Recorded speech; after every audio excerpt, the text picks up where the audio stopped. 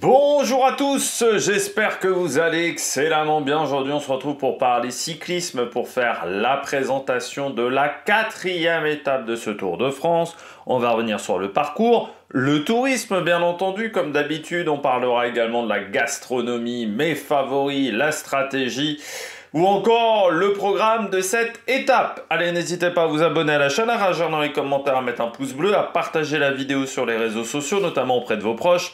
Si vous pensez que ça peut les intéresser, dans les commentaires, n'hésitez pas à me dire qui sont vos favoris, quelle est votre grosse cote pour cette étape. Si vous avez les moyens et que vous voulez soutenir mon travail, vous pouvez faire un super thanks.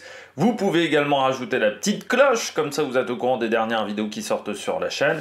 Et plus vous cliquez rapidement sur une notification, sur une miniature, et bien plus les vidéos sont mises en avant par YouTube. Ça me permet de me soutenir. Je remercie les gens qui font cet effort et qui font l'effort de faire des super thanks également sur l'année. On commence tout de suite avec cette étape numéro 4. En gros, on prend la base de Boulogne et on durcit un peu. C'est un peu le même principe, c'est-à-dire qu'on va avoir 3/4 de la course toute plate. Voilà, c'est un parcours qui va être plat sur les 3/4 de la course. Et puis, le dernier quart avec un enchaînement de bosses. La différence avec Boulogne, c'est que l'enchaînement de bosses est un petit peu plus prononcé. Et surtout, on enchaîne beaucoup plus. On a quelques bosses, on a deux bosses en plus. On a encore une arrivée en faux plat montant, mais qui est plus légère qu'à Boulogne par contre. Et on a encore des côtes avec des gros pourcentages. Je dirais qu'à chaque fois, on a, deux côtes en plus. Et surtout, on va avoir sur les 30 derniers kilomètres aucune phase de transition. Ça va vraiment s'enchaîner quasiment sur les 30 derniers kilomètres. Et je dirais la dernière heure de course va être très dure. Donc en gros, on part encore sur la même idée. Là, voilà, avec 3/4 de la route où ça va être plutôt tranquille. On a l'air d'être plutôt sur des belles routes. Si j'ai regardé la carte proposée par le Tour de France, on a l'air d'être plutôt sur des grosses départementales pour rejoindre, je dirais, la banlieue de Rouen. Et puis après, on va tourniquer dans Rouen pour aller récupérer les difficultés. Donc c'est une étape qui va être encore plutôt pour les punchers, qui va être encore très spectaculaire cette journée du côté des coureurs. Je pense qu'il y aura de l'attention encore du côté de cette étape, même si on sait que demain il y a un contre-la-montre, donc je dirais qu'une perte de temps de 10 secondes peut peut-être se rattraper, notamment pour les coureurs de ce que j'appelle le middle pack, pas pour les coureurs de devant, mais pour les coureurs du middle pack, ça peut peut-être, enfin du pack du milieu en français, ça peut peut-être se rattraper. C'est mieux de ne pas perdre de temps, je pense qu'il y aura des chutes. Déjà parce que le parcours va être quand même assez urbain autour de Rouen et qu'il y aura de la tension. Il y aura de la tension, je pense qu'il y aura de la guerre de placement. Les côtes vont pas toujours être sur des routes très larges aussi, un peu comme Boulogne. Mais voilà, donc on risque d'avoir de la tension. Est-ce que la course va être bloquée parce que le lendemain il y a un contre-la-montre? Je pense pas. S'il y avait eu qu'une bosse ou que deux bosses dans le final, j'aurais dit oui, la course risque d'être bloquée parce que demain il y a un contre-la-montre. Mais là, je pense qu'on peut essayer de piéger des coureurs encore une fois et ça sera réellement l'objectif de certaines équipes, de certains coureurs. Essayer d'éliminer peut-être déjà des coureurs ou essayer de faire que certains de ses adversaires perdent du temps. Voilà, moi je dirais que ça va être tout l'objectif de cette étape. Donc pour certains, les Félix Gall par exemple, les Primoz Roglic, l'objectif c'est de limiter la casse. L'objectif c'est de ne pas tomber, c'est de ne pas se faire avoir. Il va falloir, contrairement à Boulogne aussi, on arrive quasiment en pied de descente. C'est-à-dire qu'il y a très peu de mètres entre la fin de la descente et l'arrivée du côté de Rouen. Donc ça aussi, c'est à prendre en compte du côté des coureurs. Prendre des risques dans la descente peut-être être intéressant du côté de cette étape. Et la dernière bosse, c'est la plus dure, presque, de la journée. Donc là aussi, c'est la particularité de cette journée du côté de Rouen. Du côté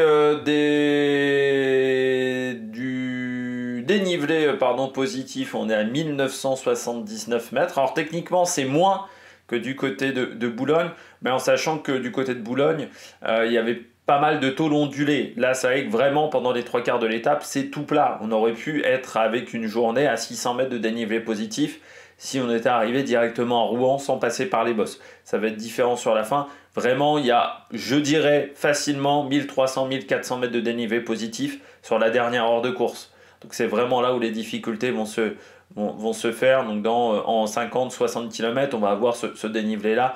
Donc ça va être assez important. C'est la 12e étape dans ce classement du côté de ce Tour de France.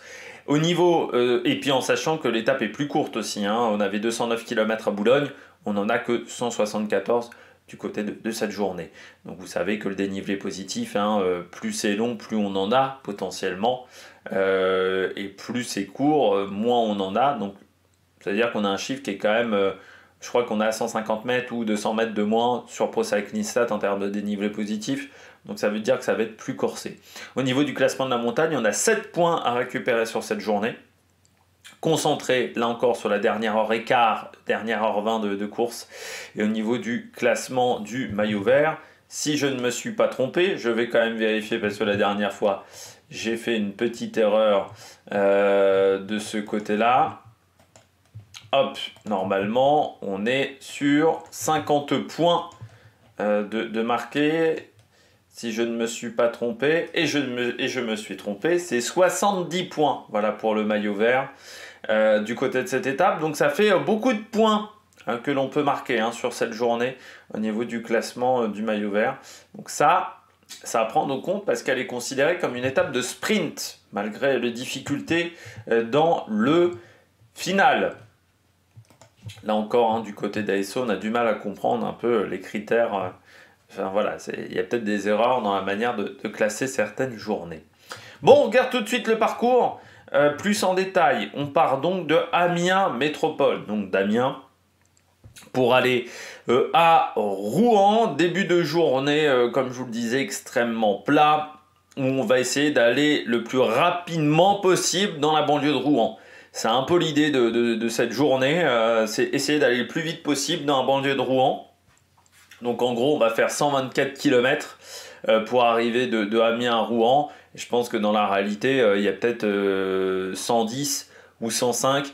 Mais voilà, il n'y a pas beaucoup moins pour aller de Amiens à Rouen. Et puis ensuite, donc, cette dernière portion de course qui tournicote autour de Rouen, autour de la Seine et par ses côtes. Si vous êtes déjà passé à Rouen, vous voyez un peu ces maisons là à pente de falaise.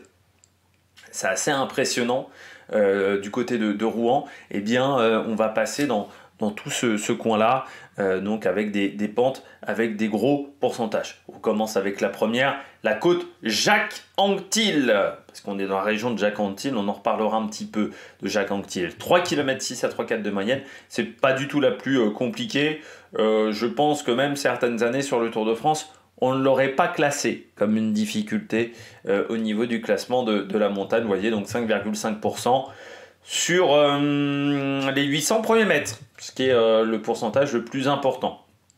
Vous voyez qu'en haut de la côte Jacques-Anquetil, eh bien, il n'y a pas de descente tout de suite. On a un plateau pendant 5-6 km avant d'avoir une petite descente et une remontée légère avant de revenir vers Belbeuf, vers Saint-Adrien, à côté de Belbeuf.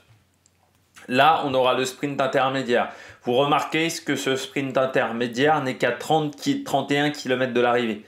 Donc on est vraiment, là encore, dans le final de l'étape du côté du sprint intermédiaire. Ça peut convenir à Van Der Poel, ça peut convenir à des coureurs comme ça, au niveau des pourcentages de cette journée.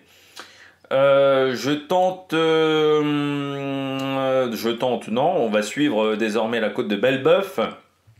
1 km 3 à 9,2%, côte de 3e catégorie au kilomètre 146. Cette côte de Belbeuf, on la voit tout de suite. Vous voyez, on a quasiment 600 mètres à plus de 12%. Donc c'est court, mais alors ça va être intense. C'est un effort très très punchy et ensuite 8,6% dans les 400 derniers mètres. Une côte très dure. Et là encore, après cette côte de Belbeuf, c'est ça qui va faire mal. il n'y a pas de descente. Donc il va falloir remettre du braquet, relancer. Et là, on consomme énormément d'énergie dans cette portion-là, après cette côte de Belle-Bœuf. On arrive dans les 3 dernières difficultés de la journée qui seront concentrées dans les 20 derniers kilomètres de cette étape. On commence avec une côte connue du Tour de France qui a parfois permis de décanter le classement général de la course. La côte de Bon Secours, la stèle Jean Robic, 900 mètres à 7%, côte de 4e catégorie au kilomètre 154. On la regarde tout de suite, cette côte de Bon Secours. Elle ressemble à une côte en Belgique sur Liège-Bastogne-Liège. Hein, alors en moins dur quand même, mais je trouve qu'au niveau du profil, il y a une petite ressemblance avec la côte de Stokke, la côte Eddy Merckx sur Liège-Bastogne-Liège, avec voilà je trouve que au niveau du profil, alors pas au niveau des pourcentages, mais au niveau du profil, je trouve que les deux côtes se ressemblent. 200 mètres à 10,6%, Stokke c'est un peu plus en termes de pourcentage, et puis sur la fin c'est un peu moins dur, mais il faut remettre du braquet encore une fois. L'avantage, c'est qu'ensuite, ça redescend après cette côte de Bon Secours. Donc la stèle Jean Robic. Et puis on redescend et on arrive au kilomètre 162 pour le sommet de la côte de la Grand-Mère. On sera donc à 12 km de l'arrivée au kilomètre 162. Et la côte de la Grand-Mère, c'est 1,8 km à 4,8%. C'est pas la côte la plus dure, c'est plus un faux plat montant, on va dire. Mais après l'enchaînement de difficultés qu'on aura eu auparavant, ça va recasser les jambes, ça va recasser le rythme de pédalage, surtout que c'est taux ondulé, ça veut dire c'est montée-descente, montée-descente. On est un peu sur des montagnes russes. Et puis on termine avec la dernière côte de la journée, peut-être la plus dure, la rampe Saint-Hilaire. Cette rampe Saint-Hilaire, elle est dans les 5 derniers kilomètres de cette journée. 800 mètres à 9,4%, une côte de 3e catégorie. Voilà. Voilà. Il y a un passage à 17. Ça, c'est 17%. Voilà. Ça, c'est 12,9. C'est un mini mur de vie, comme on aime bien le surnommer. C'est un monstre. Voilà. On se croirait un peu sur une côte de l'Amstel. Vous savez, ces bosses en Amstel extrêmement courtes, mais extrêmement pentues sur l'Amstel Gold Race. Eh bien là, c'est ce qu'on va avoir. Avec ce passage à 17%. Certes, c'est que pendant 200 mètres. Mais je peux vous dire que là, on peut faire des écarts. Là, on peut tenter des choses avec les différents pourcentages. Et puis ensuite, il y aura la redescente vers Rouen. On regarde les passages techniques du côté de cette étape. Donc, comme vous le voyez, la montée de la rampe Saint-Hilaire, donc les 800 derniers mètres. Donc ça commence à peu près ici, hein, la rampe Saint-Hilaire. Faire attention, il y a une chicane, un peu comme à Sienne, pour aller à la Plaza del Campo, avec 2 chicanes. C'est un passage à Martine. Si c'est un passage, ça veut dire qu'il y a une porte, certainement. Donc il n'y aura peut-être pas de la place pour tout le monde. Hein, donc ça à prendre en compte dans cette montée de la rampe Saint-Hilaire. Le sommet est ici. Juste après le sommet, on commence la descente au niveau des 5 km.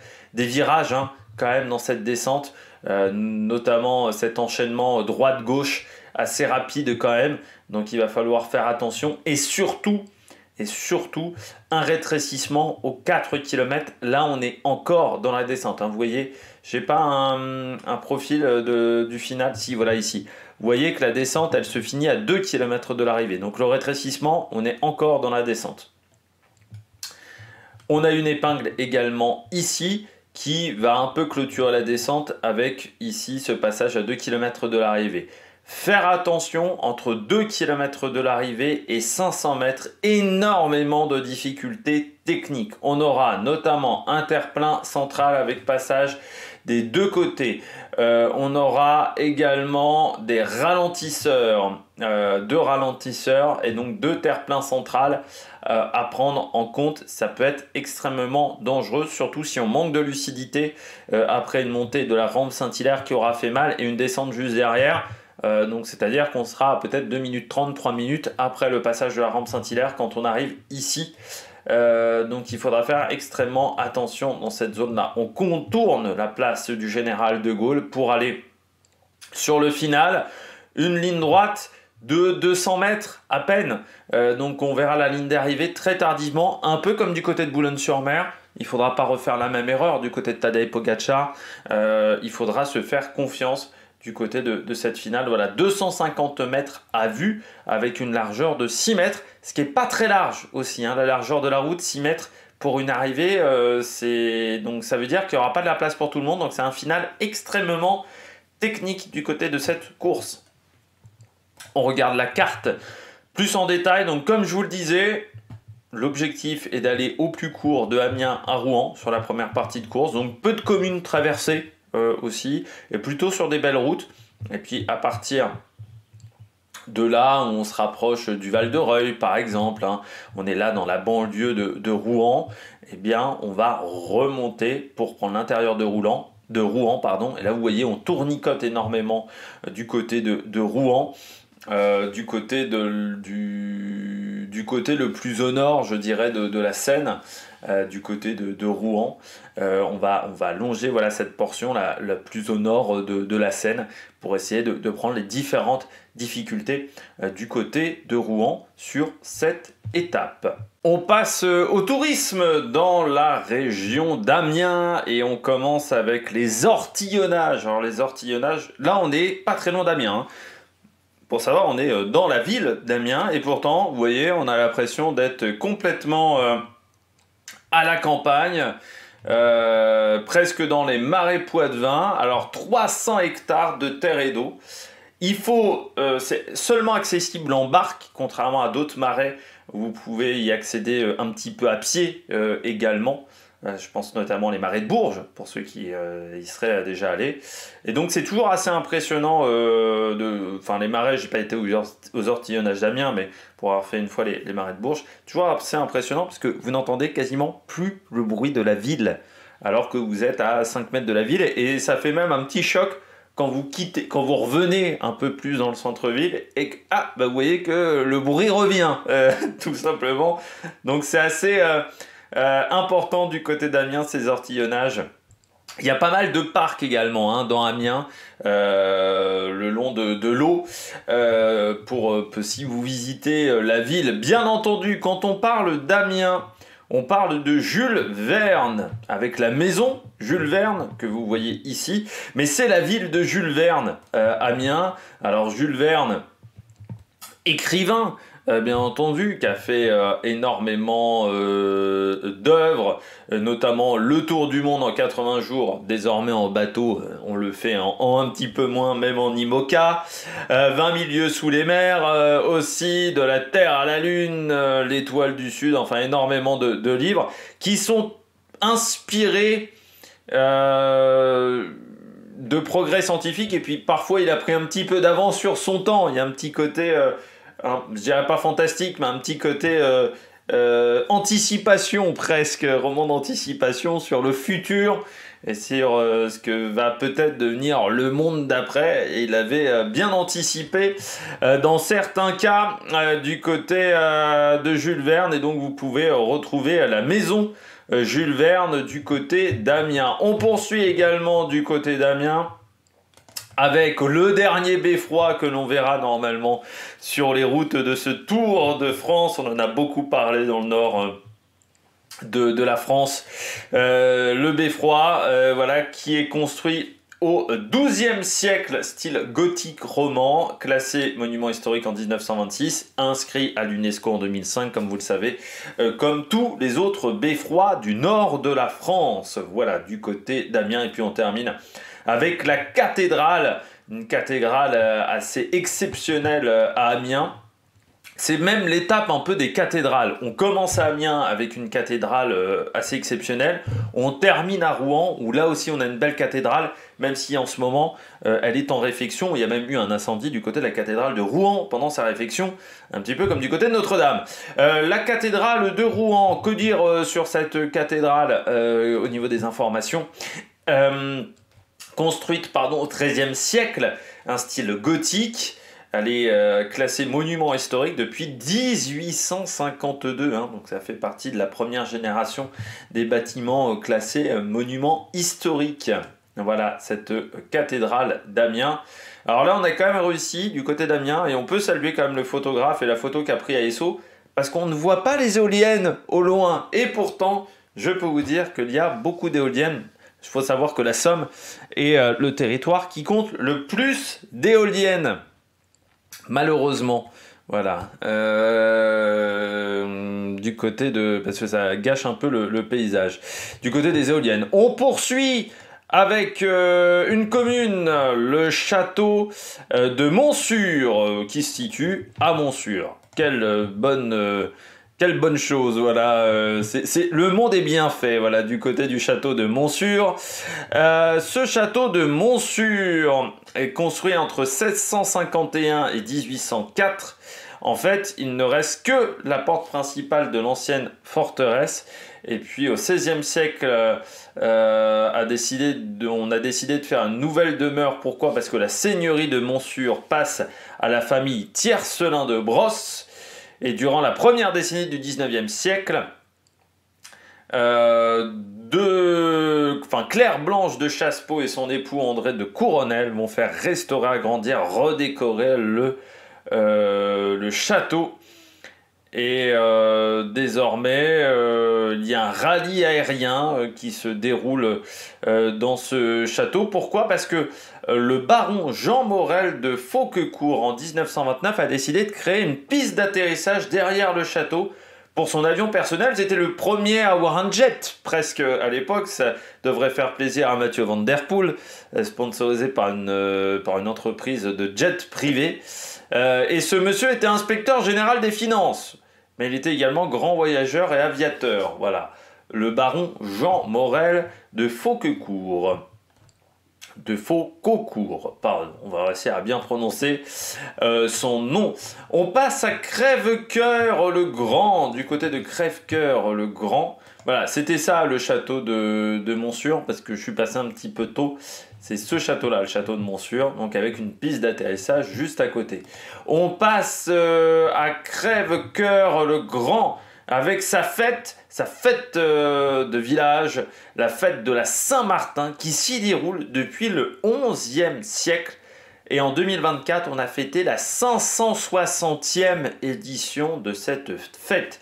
On a également un château que vous pouvez voir à l'écran, qui est du style de la Renaissance, et qui est inscrit au monument historique depuis 1959. Et il faut savoir qu'il a une particularité, cette commune a une particularité, c'est Joséphine Baker qui s'est mariée au courtier du sucre Jean Lion en 1936 dans cette commune de Crèvecoeur-le-Grand. On poursuit après Crèvecoeur-le-Grand, on va dans le village, un des villages les plus beaux de France, à Gerberoy. Alors l'un des plus beaux villages de France, c'est aussi l'un des plus petits classés dans les villages les plus beaux de France, seulement 90 habitants. Alors ce petit village a été plusieurs fois assiégé, brûlé, démantelé. Il a fallu également refaire plusieurs fois la commune.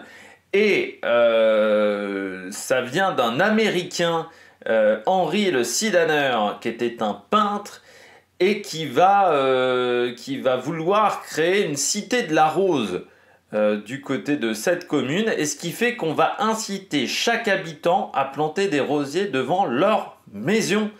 Et ce qui fait que 100 ans plus tard, c'est la ville aux 1000 rosiers. Voilà, c'est le village aux 1000 rosiers du côté de Gerberoy.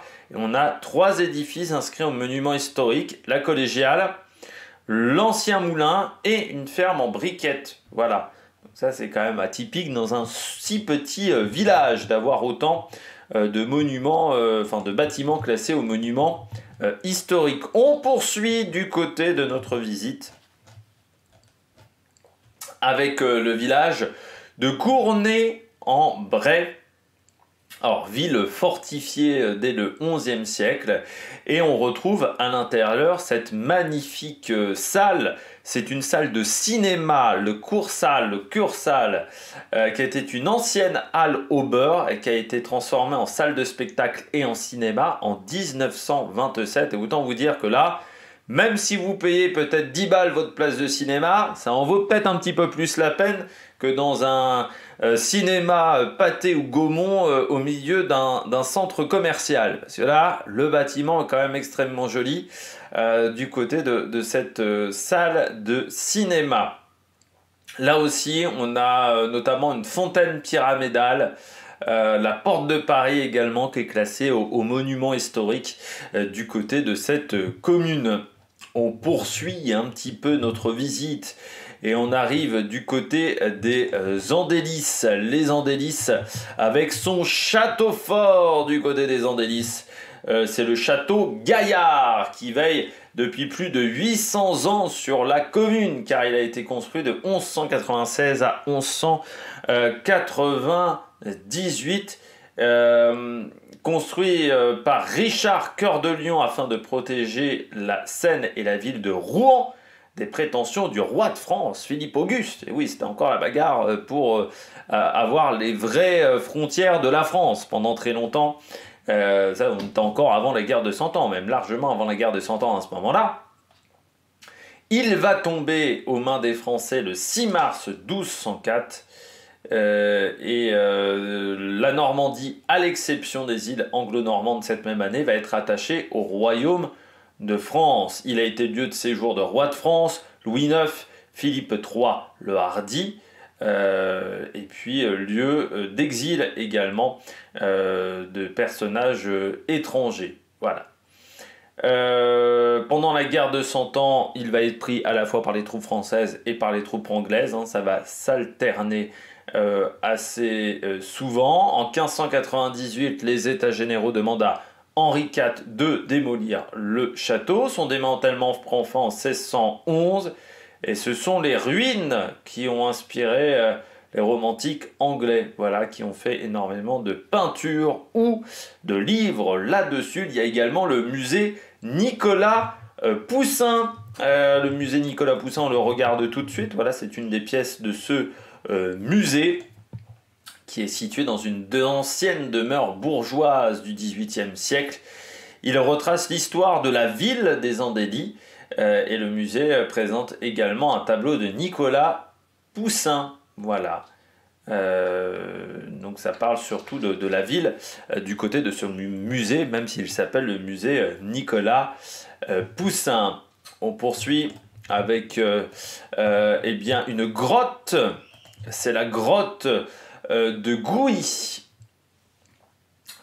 Donc c'est une grotte qui est pariétale, voilà, qui date donc peut-être de 10 000 à 12 000 ans. Il y a des gravures calcaires qui sont bien conservées. Même si il y a eu des travaux qui ont amputé une partie de la grotte en 1935. On a découvert notamment un cheval gravé par les Homo sapiens vieux de 12 000 ans sur une des parois. Et elle est classée monument historique depuis 1959, mais elle serait mal entretenue et menacée, ce qui fait qu'on a décidé de construire, on a découvert une grotte similaire en 2021.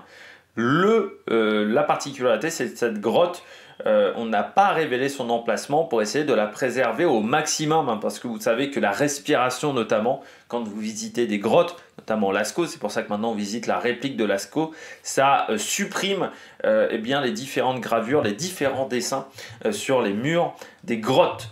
On passe maintenant à Bonsecours. Alors tout d'abord, on passe à Bonsecours, mais on peut parler de Jacques Anquetil. On est autour de Rouen, autour de Quincampoix également.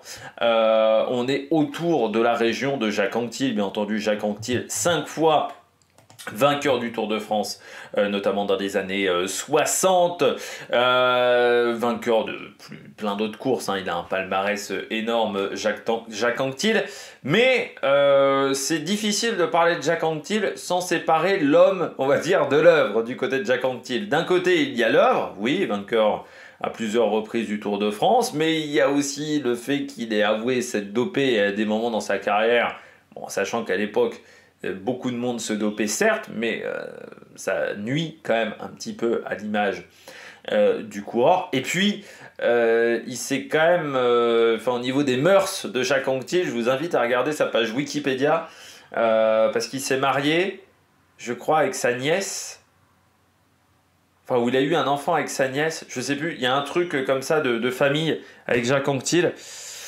Voilà, donc c'est un petit peu dur d'en parler. Il y a Jérôme Pineau également qui est de la région. On n'en parlera pas, vu les dégâts qu'il a fait chez certains coureurs. Voilà, Jérôme Pineau avec son équipe. J'ai vu qu'il était de retour sur le Tour de France. Il a dit « Je suis là pour fermer des bouches ». Voilà. L'idée, ça serait plutôt de donner de l'argent aux coureurs que tu as lésés avec la fermeture de ton équipe et avec toutes les bidonneries que tu as fait derrière avec ta formation. Mais bon, c'est quand même incroyable qu'on donne encore la parole à une personne comme cela dans le peloton. On se plaint des équipes et de certains personnages qui reviennent dans le cyclisme ou qui restent dans le cyclisme. C'est le cas dans les équipes, c'est le cas également parfois du côté des consultants dans certaines chaînes de télévision ou de radio, dans le cas de Jérôme Pineau. Donc, on parle également de Jean Robic, parce qu'on va passer par la côte, la stèle Jean Robic. Vous la voyez ici, la stèle Jean Robic. Pourquoi dans cette côte de Bon-Sécours? Eh bien, il faut revenir au Tour de France 1947. On en reparlera du Tour de France 47, donc je vais vous faire l'histoire un petit peu rapidement. On arrive lors de la dernière étape. Il faut savoir qu'à ce moment-là, Jean Robic a 2 minutes 50 de retard à peu près sur un coureur italien. C'est-à-dire qu'on est sur la dernière journée de course. Alors à l'époque, la dernière journée de course, c'était pas 100 km autour de Paris. C'était une journée un petit peu plus longue. Jean Robic décide de partir en échappée et il va réussir à renverser le cours de ce Tour de France 47, à battre les Italiens qui étaient la nation la plus forte à la fin de la guerre, parce qu'eux avaient pu courir pendant plusieurs années et faire pas mal de courses du côté de l'Italie. Et Jean Robic va réussir à inverser la situation, et surtout, particularité de Jean Robic, il va gagner le Tour de France sans avoir porté le maillot jaune sur une seule étape. Et ça, c'est pas arrivé très souvent du côté de Jean Robic. On termine avec la ville de Rouen. Et oui, alors la ville de Rouen, donc comme on en parlait, bien entendu, la cathédrale de Rouen qui domine un petit peu cette ville. Alors là, c'était avant qu'elle soit refaite. En ce moment, elle est en cours de rénovation, cette cathédrale, très inspirée de Notre-Dame. Hein. Quand vous voyez la façade, il y a quand même une vraie inspiration de... Non, j'ai l'impression d'être sur le parvis de Notre-Dame. Pour ceux qui ont déjà été devant Notre-Dame. Donc cette cathédrale, hop là, je reprends un petit peu les informations du site du Tour de France, qui date du XIIe siècle. Elle a été entreprise au milieu du XIIe siècle à l'emplacement de la cathédrale précédente, dont on a quand même conservé la crypte. Elle était achevée une centaine d'années plus tard, mais elle a été remaniée plusieurs fois au niveau des siècles suivants. La façade est la plus large d'une cathédrale en France, et la flèche en fonte s'élève à 151 mètres de hauteur. Voilà. Elle est mondialement connue, notamment à travers les 30 tableaux de la série des cathédrales de Rouen, peints par Monet. On retrouve également du côté de Rouen un autre monument symbolique de la ville. C'est le gros horloge, la gros horloge, je ne sais pas comment on doit le prononcer, gros horloge. C'est l'une des plus anciennes horloges de France. Elle date de 1389. C'est un mécanisme unique en Europe qui est intégré dans un beffroi, comme quoi on en garde encore un sur cette étape, et un cadran Renaissance, et il rythme la ville avec son semainier mythologique. Voilà, monument emblématique et historique de la ville. Et puis on termine avec l'église, car il y a également une église Jeanne d'Arc. Jeanne d'Arc, ça fait aussi partie de l'histoire de Rouen. Il n'y a pas que du côté d'Orléans on célèbre Jeanne d'Arc, également du côté de Rouen et du côté de l'église Jeanne d'Arc, qui date de 1979. Ça se voit à l'intérieur, hein, qu'elle est très contemporaine. Elle a été érigée sur la place du Vieux Marché, le lieu du bûcher de Jeanne d'Arc, qui est mort, on rappelle, à Rouen, pendant cette fameuse période de la guerre des 100 ans. Et donc l'architecte Louis Arech s'inspire d'un bateau renversé de la construction navale traditionnelle. L'extérieur moderne évoque la mer. Voilà, et vous avez des vitraux Renaissance qui proviennent de l'ancienne église. Donc voilà, c'est un mélange entre l'ancien et le nouveau du côté de cette église Jeanne d'Arc. On passe aux spécialités gastronomiques de la région et on commence avec le macaron d'Amiens. Alors le macaron d'Amiens, ça n'a rien à voir avec le macaron de Pierre Hermé. Hein, le macaron qu'on a l'habitude de voir notamment dans les boulangeries, avec ce macaron qui est en deux parties. À l'intérieur fourré, ganache au chocolat, ganache café, avec une compotée de fruits. Non, là c'est un produit beaucoup plus brut qui date du XVIe siècle. Alors on est sur de la poudre d'amande hein, du côté de ce macaron d'Amiens, avec de l'œuf, du miel, parfois on rajoute un petit peu d'abricot également. Et c'est une spécialité qui reconnaît du succès aujourd'hui. C'est-à-dire c'est une spécialité qui avait presque disparu et qui est redevenue un peu plus à la mode aujourd'hui. Ce macaron d'Amiens, voilà, que vous pouvez retrouver aujourd'hui en photo. Le sucre de pomme, alors là c'est une spécialité de la ville de Rouen, ce sucre de pomme qui est une sucrerie à base d'un quart de concentré de jus de pomme et 3/4 de sucre. Donc autant vous dire que c'est pas fait pour les diabétiques, cette spécialité. Elle date des années 1865, même avant 1865, parce qu'en fait c'est en 1800, ça date du XVIe siècle. Et c'est en 1865 qu'elle va avoir la forme d'un bâtonnet pour représenter le gros horloge. Donc c'était bien du côté du gros horloge. Et donc ça forme ce petit bâtonnet. De temps en temps maintenant on rajoute du glucose, on rajoute également du jus de citron pour que ça soit complètement transparent. Et c'est vrai que c'est un aspect assez magnifique hein, du côté de ce sucre de pomme de Rouen. Donc voilà, si vous êtes du côté de la région, n'hésitez pas à déguster cette spécialité. Le fromage blanc. Non, en fait, c'est pas du fromage blanc, c'est le petit suisse. Et oui, le petit suisse a été créé dans la région. On va même passer dans la commune du petit suisse, à Ferrières-en-Bray.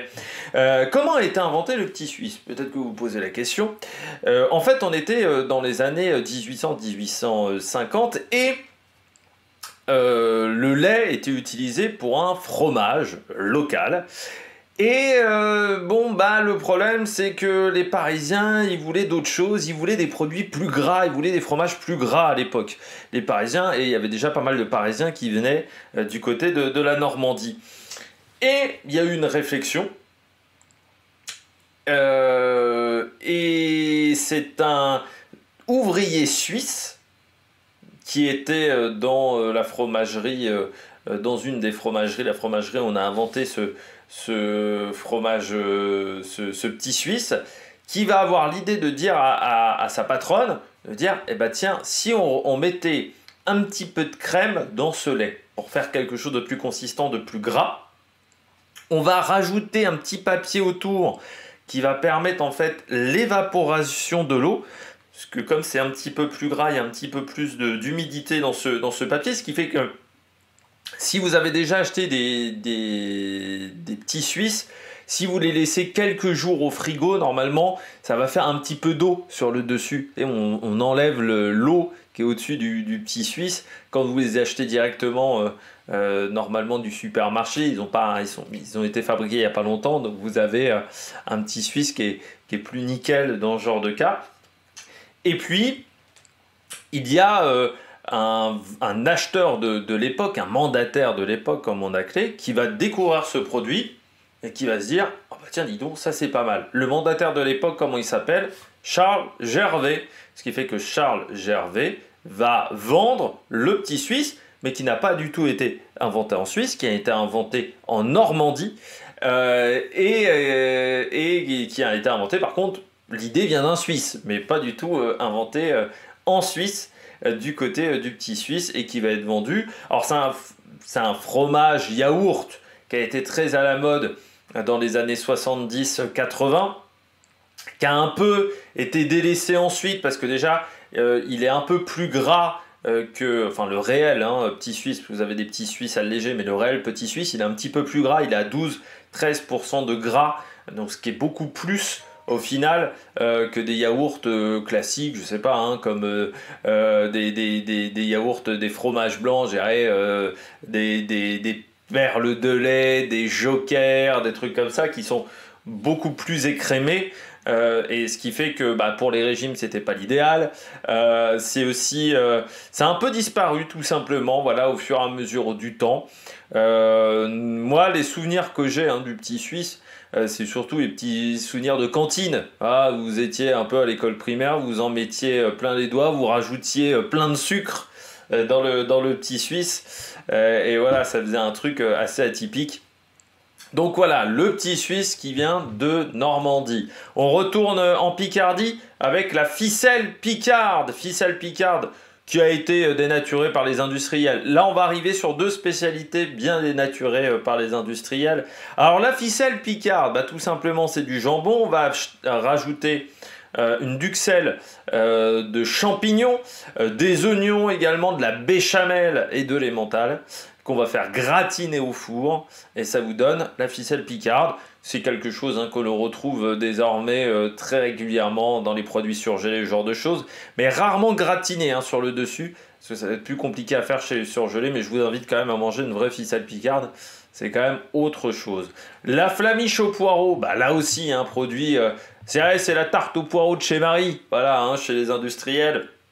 Cette flamiche au poireau, donc c'est très simple, vous avez une base de pâte feuilletée, vous mettez du blanc de poireau, on utilise le blanc, et puis vous faites une base de tarte avec de la crème, des œufs, sel, poivre, et puis voilà, vous avez cette spécialité. Alors il faut savoir qu'il y a une autre version, il y a la flamiche samarienne, qui elle, à laquelle on rajoute du saumon. Tiens, ça aussi, bien connu des industriels.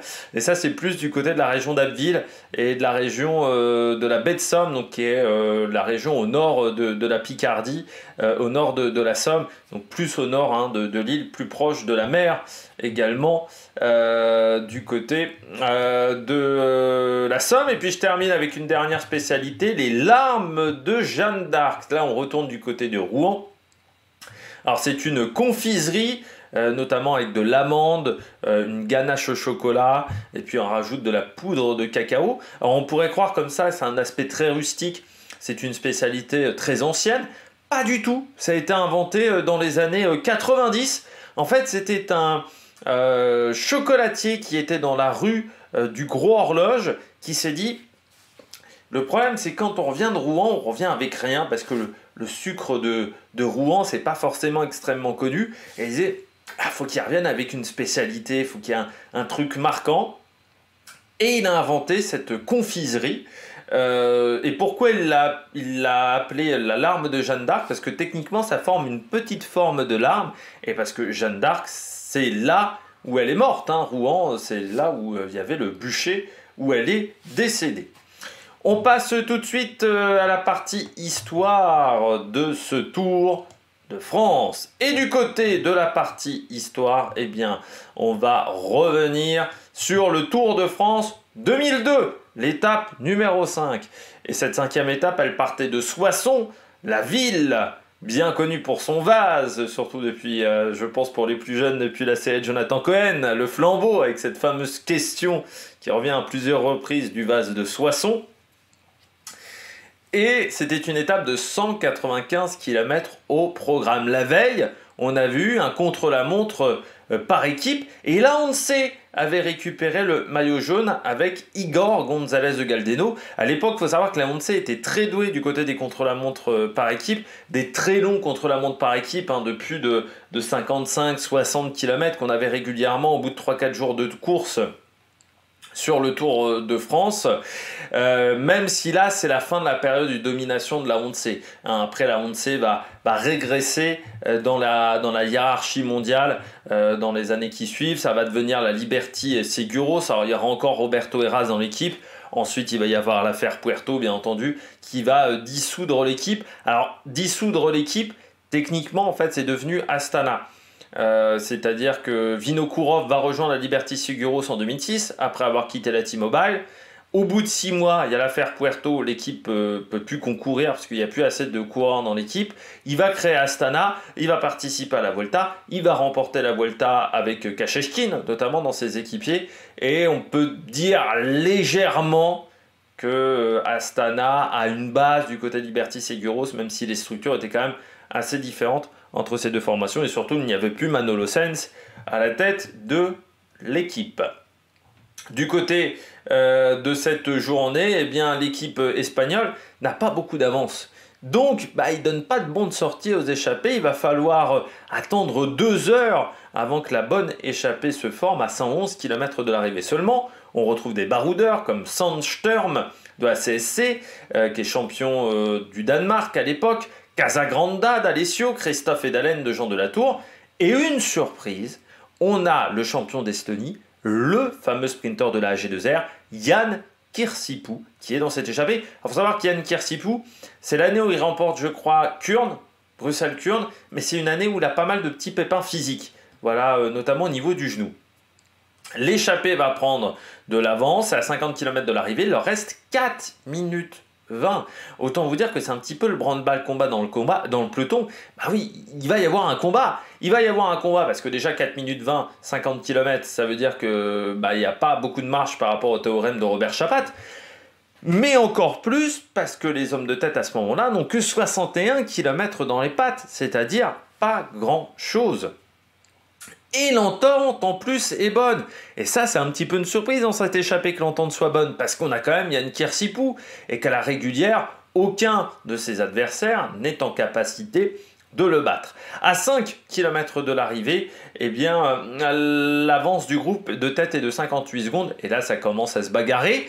Mais on va un petit peu harceler l'Estonien, mais au final, c'est très tardif. C'est-à-dire qu'il arrive à chaque fois à revenir sur ses adversaires. Et Vincent Lavenu va être très fier car le coureur d'AG2R va s'imposer sans être battu à la fois par Sandström. Ça se joue quand même à pas grand chose avec le Danois et puis Christophe Edalen et Casagranda qui sont derrière lui. Et pour Vincent Lavenu, c'est un petit peu, je dirais pas une vengeance, mais il y a quand même une satisfaction parce que l'organisateur du Tour de France a mis beaucoup de temps à l'inviter sur cette épreuve. Il faut savoir qu'à l'époque, c'était les organisateurs des courses qui vous invitaient. Il n'y avait pas de système de World Tour, de Pro Tour. Il y avait une classification où vous aviez les groupes sportifs de première division, deuxième division, troisième division. Mais en fait, ça ne jouait pas sur les invitations aux épreuves du calendrier. C'était juste une classification économique de la part de l'UCI. Et à l'époque, l'équipe AG2R n'était pas forcément la meilleure au monde. Il y avait Cofidis était meilleur en France. Vous aviez déjà la Française des Jeux. Et c'est vrai que pour l'équipe de Vincent Lavenu, pour avoir les invitations, il avait dû attendre un petit peu la dernière minute. Surtout que Kirsipuu était un petit peu en délicatesse. Et c'est vrai que c'était pas forcément évident pour préparer le calendrier. Et il faut se rappeler aussi qu'à l'époque, il y avait déjà des cathlons sur les manches du maillot de Jan Kirsipuu. Et il y avait surtout les vélos Between, pour ceux qui s'en rappellent, du côté de Jan Kirsipuu, les vélos Décathlon. Alors pas grand-chose d'autre à signaler dans cette étape, à part une chute qui a provoqué l'abandon de Marco Pinotti et de Rick Verbrugge surtout. Le cycliste du jour, Paul Duboc.